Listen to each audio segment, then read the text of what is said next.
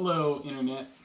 I've come up with a way to make a super simple face mask from cheap, readily available materials to help protect you and your family during this outbreak. But before we dive into that, I just want to stress that in addition to taking basic precautions like hand washing and not touching your face, that the single most important thing we can be doing right now to help slow the spread of coronavirus is be taking physical space from one another or social distancing. I live in the San Francisco Bay Area, so this has actually been mandated for us, but I've been seeing lots of photos online of people gathering at bars and restaurants and clubs.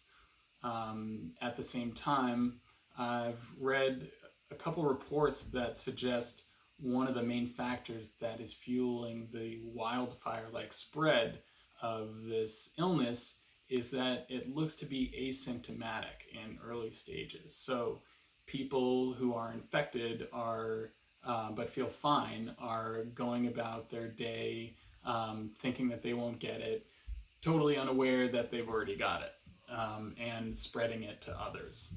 Um, and if you're young and healthy, you're statistically more likely to have a milder case than the 80-year-old woman who is standing in front of you at the grocery store, or your parent, or your grandparent. But just because the danger is invisible doesn't make it any less real. So we need to start taking better care and better precautions and taking care of one another. I'm recording this on St. Patrick's Day. Happy St. Patty's Day. But I just know that there are going to be loads of people going out to bars, gathering in large crowds, who don't take this seriously yet, and probably won't until it directly affects them or someone they care about. If you're watching this video, I'm going to assume that you're not one of those people, but I want to urge you to be compassionate and patient towards those who don't understand the severity of this yet. They will most likely be learning the hard way, sooner rather than later, that their actions have actually helped spread this disease. And it's on those of us who are taking this threat seriously to ripple out education and understanding towards those who aren't there yet. Okay, now that we got that out of the way, let's take a look at how to make a super cheap face mask. Here it is, not much to look at. And all this is a number 4 cone coffee filter and a couple rubber bands. These come in packs of 100, cost about $4, and rubber bands you can get at any office supply store or stationery store. So I'll walk you through how to make this in a second, but first I want to state the obvious that this is not equivalent to an N95 respirator. N95 respirators, well, for one, they're professionally manufactured, and they filtered down to a size of 0.3 micron. And I looked this up. Coffee filters filter down to about 20 micron, but you know what? That's okay, because the main mode of transmission appears to be in saliva droplets, which are much larger than the virus itself, which is 120 nanometers, or just over 0.1 micron. So if it were isolated itself, being transmitted through the air on, say, a dust mote, even an N95 mask wouldn't protect you. Fortunately, that doesn't seem to be how it spreads. And so that's useful because it increases the effectiveness of basic precautions like this. Now, the CDC doesn't currently recommend that everyone wear a mask, only those who are showing signs or symptoms to help prevent spread the illness. But as I said earlier, if infected people are asymptomatic, they are a large part of the problem. So I think I understand this in that the CDC wants to reserve actual medical respirators for those who really need them in the healthcare industry. But if someone from the CDC or another infectious disease professional could comment below on the rationalization for this, I'd really appreciate it, because the recommendation doesn't make a whole lot of sense to me. So here we go. You're going to start off with your filter. A number 4 fits my face, and I would imagine most adults, but these do come in different sizes for both larger and smaller faces. Like a number 2 would probably fit a child's face, but I'll leave it to you to figure out which size gives you the best fit. One side is seamed, so what you're going to start off by doing is tear down along this seam, I would say about halfway to the bottom of the filter, and then you're going to fold down these sides into the filter like this, right to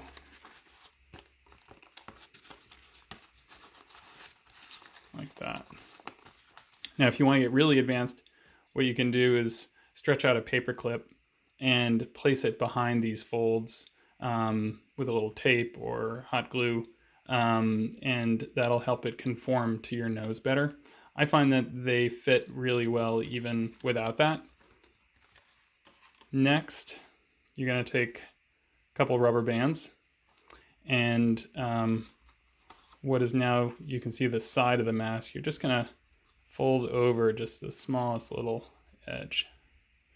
And what you're going to do is place that just inside there, and you can staple this down, you can tape it.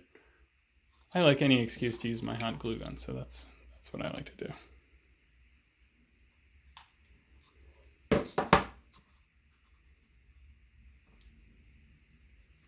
You do get these stringies though. All right. That.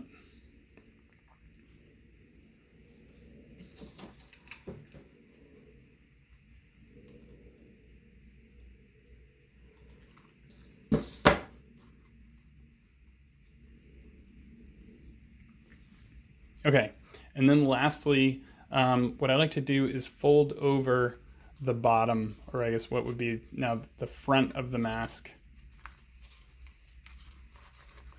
just to make it not look so much like a crazy guy wearing a coffee filter on his face. So, you know, perhaps a little bit vain, but what can I say? I like good design. Don't judge.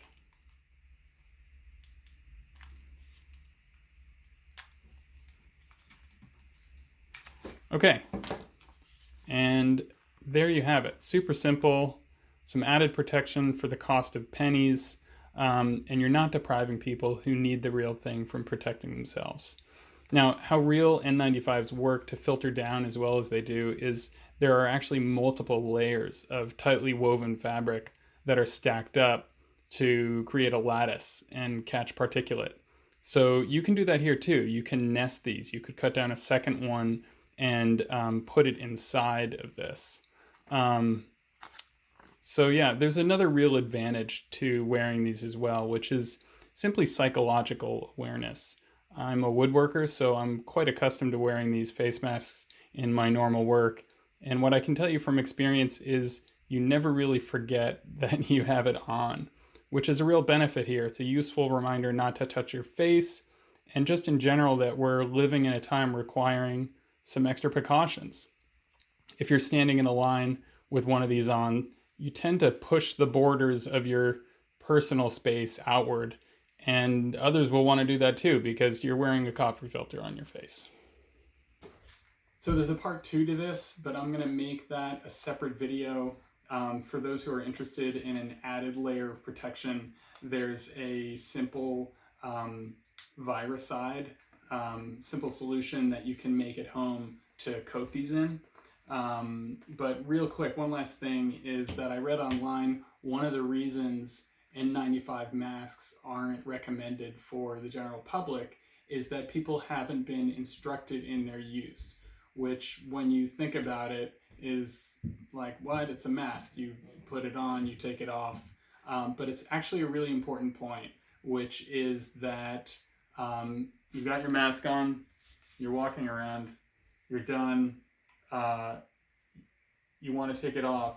The whole outside of the mask needs to be treated as though it's contaminated. So you don't want to go grabbing the mask itself and removing it, because now whatever is on the outside is all over your hands. So real quick, you're done with your mask. To remove it, you want to wash your hands first, take off your gloves, and then simply place your fingers behind your ears under the bands and remove it. Voila, you're done. Okay, thanks for watching. I hope this is useful for you. Please share with your friends and family. No need to subscribe since I don't really make these videos, but take care of yourself and let's take care of each other.